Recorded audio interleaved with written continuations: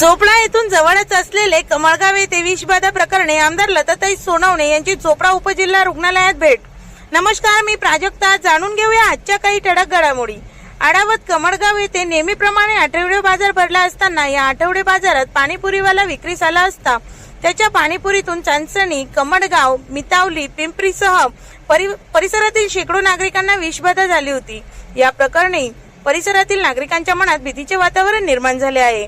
या रुग्णांना भेटण्यासाठी चोपडा विधानसभा मतदारसंघाच्या कर्तव्यदक्ष आमदार माननीय आमदार लताताई चंद्रकांतजी सोनवणे यांनी चोपडा उपजिल्हा रुग्णालयात जाऊन रुग्णांची विचारपूस केली व संबंधित डॉक्टर यांना रुग्णांची काळजी घ्या अशा सूचना दिल्या।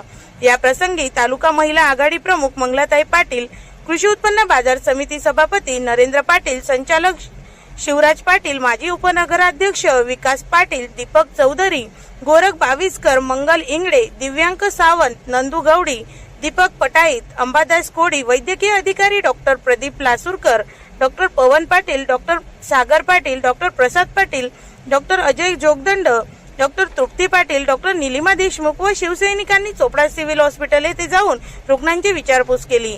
मी प्राजक्ता तायडे, दैनिक हॅलो बातमीदार, जळगाव।